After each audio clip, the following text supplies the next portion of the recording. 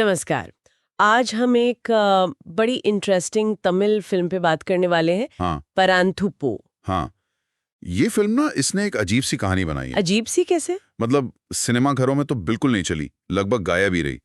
पर जैसे ही जियो हॉटस्टार पे आई, हाँ भाई छा गई। खासकर जो हिंदी ऑडियंस है ना, हाँ। उनके बीच तो काफी पॉपुलर हो गई। अच्छा, ये तो सुनने में बड़ा दिलचस्प लग रहा है। मतलब theatre flop, OTT hit. Exactly हाँ। और आंकड़े भी यही बताते हैं।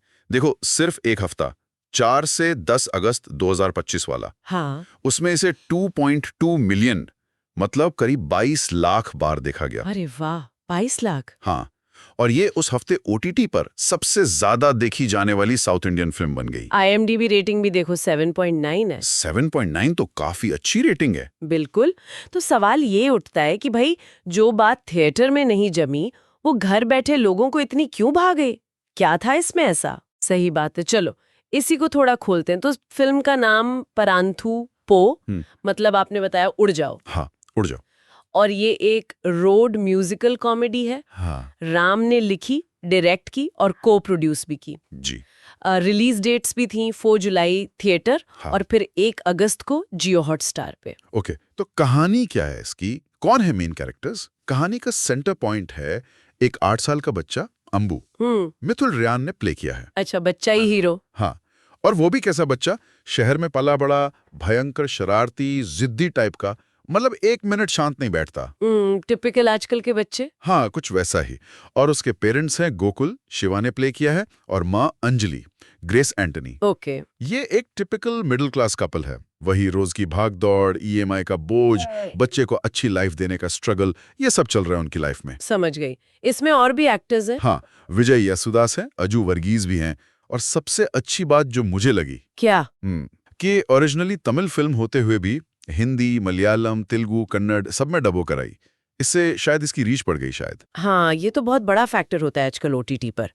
तो ठीक है, कहानी में एक शरारती बच्चा है, स्ट्रगलिंग पेरेंट्स हैं, ये तो मतलब काफी फिल्मों में देखा है। इसमें क्या अलग था जो लोगों को इतना कनेक्ट कर गया? हाँ, थीम तो जानी पहचानी लग सकती है, पर शायद ट्रीटमेंट अलग है। कहानी एक रोड ट्रिप पे है। अच्छा, रोड ट्रिप मूवी है ये? हाँ, और ये ट्रिप बच्चे के लिए, अंबू के लिए, एक बड़ा एडवेंचर बन जाती है।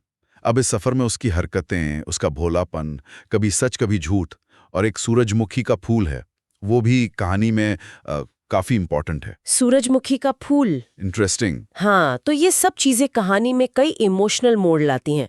और ये ट्रिप सिर्फ बच्चे के लिए नहीं, बल्कि उसके माँ बाप के लिए भी एक तरह से जिंदगी को, अपने रिश्ते को दोबारा देखने का मौका बन जाती है।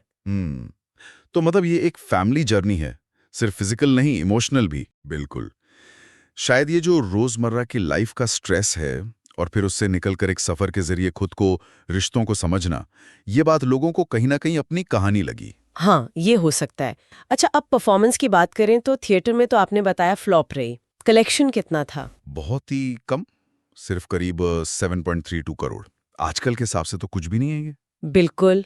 लेकिन ओटीटी पे आते ही एकदम सीन पलट गया। हाँ, ओटीटी पे तो कमाल ही कर दिया। वो 2.2 मिलियन व्यूज मैंने बताए थे ना, हाँ हाँ। उससे इसने बड़ी बड़ी फिल्मों को पीछे छोड़ दिया। तेलुगु की थम्मुडु थी, उसके 1.2 मिलियन व्यूज थे।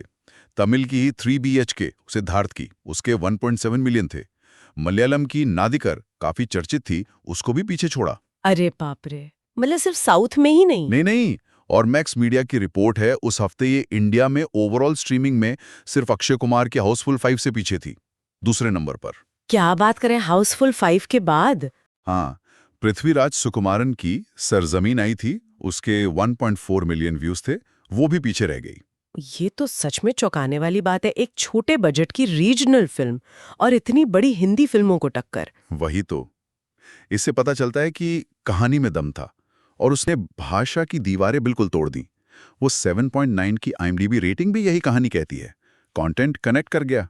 क्या वजह लगती है आपको, क्यों इतना चली ये ओटीटी पर? शायद कहानी की सिंप्लिसिटी, किरदार बिल्कुल आम लोगों जैसे हैं।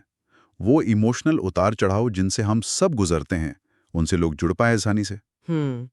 हो सकता है जो लोग थिएटर में grand, larger than life cinema ढूंढते हैं, वो ऐसे देखने नहीं गए, पर घर पे आराम से इस तरह की दिल को छूने वाली कहानी शायद ज्यादा असर कर गई। सही कहा।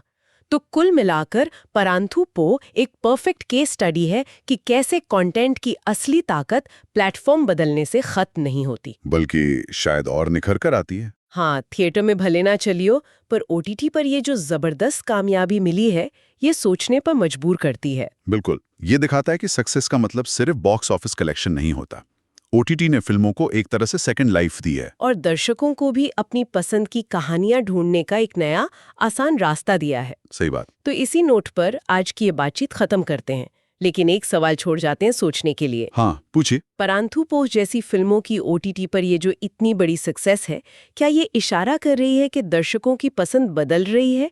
क्या लोग अब बड़े पर्दे के तमाशे से ज्यादा रियल कहानियों से, जो रोजमर्रा की जिंदगी, फैमिली, रिश्तों के बारे में हो, उनसे ज्यादा कनेक्ट कर रहे हैं? इस पर सोचिएगा जरूर।